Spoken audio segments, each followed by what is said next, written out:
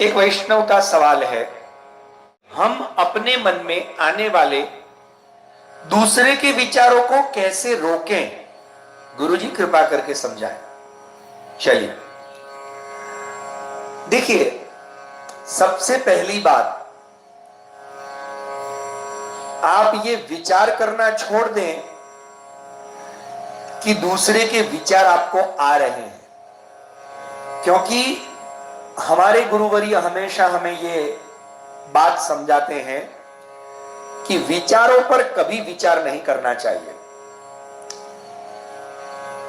अधिकतर लोग विचारों पर ही विचार करते हैं। आपको लग रहा है कि विचार आ रहे हैं, सही मायने में देखा जाए तो ये विचार अंदर से बाहर निकल रहे हैं। अर्थात जब आप माला फिरा रहे हो, जब ठाकुर जी की सेवा में हो, जब सत्संग में हो, तब अधिकतर ऐसा होता है कि आपका मन दूसरे दूसरे विचारों की ओर भागता है, ऐसा आपको लगता है। जैसे माला फिराने के टाइम ही याद आता है कि अरे उससे वो कहना रह गया, वहां जाना रह गया, ये करना रह गया। होता है ना ऐसा? ये हमारे मन में रहे हुए दूसरों के विषय का चिंतन, वो प्रभु का नाम आने से बाहर निकल रहा है, और जो बाहर निकल रहा है उसको हम पकड़ रहे हैं। तो ये हमारी गलती है कि उसको पकड़ के उस पर ही विचार करने बैठ गए। तो आप लोगों ने कहानी सुनी होगी, प्यासा कौवा। ठीक है, एक कौवा प्यासा था, उसको प्यास लगी, वो पानी की तलाश में इधर उधर भटक रहा है, और उस समय एक घड़े में उसको दूर पानी दिखाई दिया। पर स्थिति ऐसी थी कि घड़ा था, वो पानी पी नहीं सकता था। क्यों? क्योंकि उसकी चोंच इतनी लंबी नहीं थी कि घड़े के अंदर जा सके, और घड़ा पूरा भरा हुआ नहीं था, कुछ आधे से भी कम भरा हुआ था।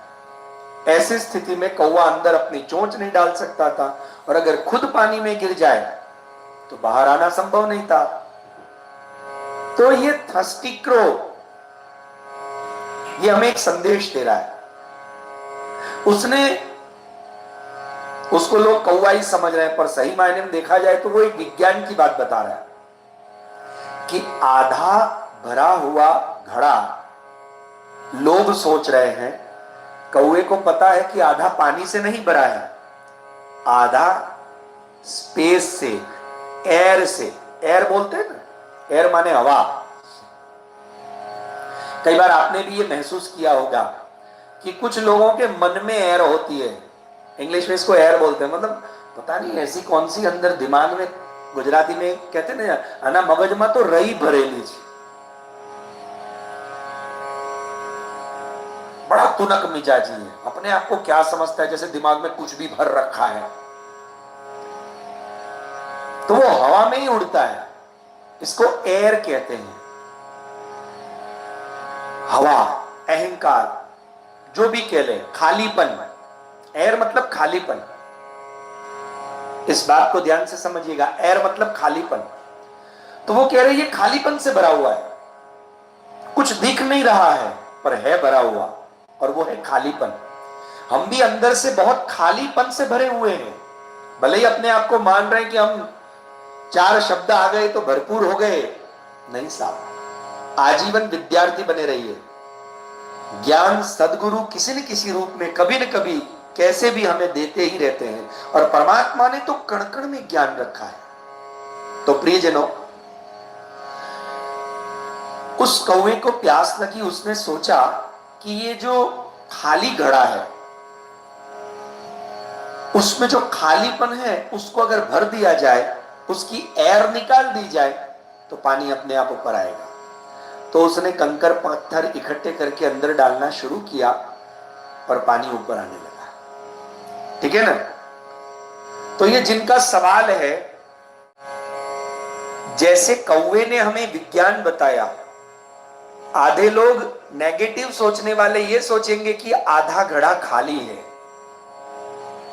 पॉजिटिव सोचने वाले ये सोचेंगे कि आधा घड़ा पानी से भरा है।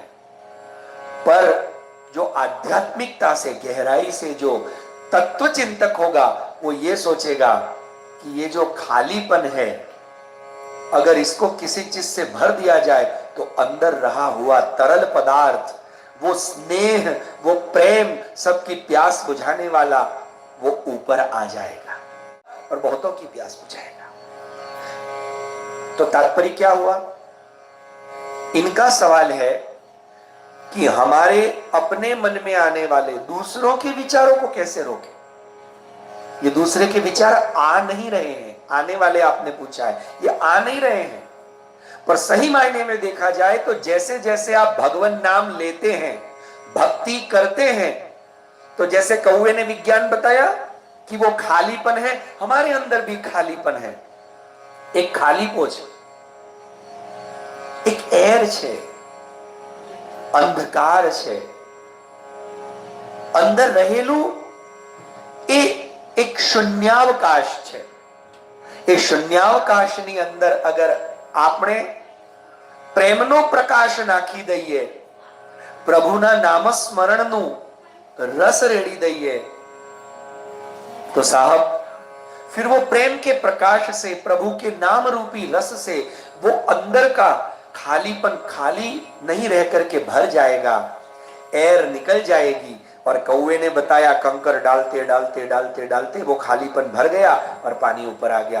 वैसे ही आप अपने अंदर जैसे जैसे भगवान नाम रूपी सत्संग का रस डालते रहते हैं, भगवान नाम के मोती अपने अंदर डालते रहते हैं, वैसे वैसे वैसे अंदर का कचरा बाहर निकल रहा है। ये दूसरों के विचार आ नहीं रहे हैं। इसलिए हमारे पूज्य गुरुवर्य श्री चंद्र गोपाल जी महाराज नित्य एक बात कहते हैं कि विचारों पर विचार न करें, और हम लोग अधिकतर विचारों पर ही विचार करते हैं।